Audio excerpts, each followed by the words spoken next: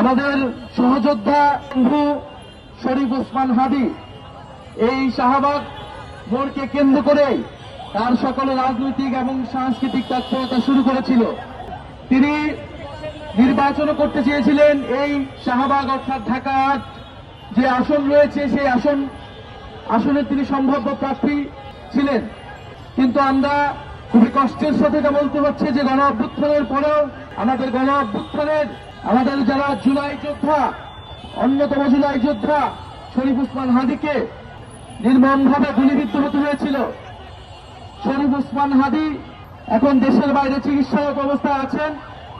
আপনার আমার দায়িত্ব তার যে লড়াই সংগ্রাম সেটাকে এগিয়ে নিয়ে যাওয়া।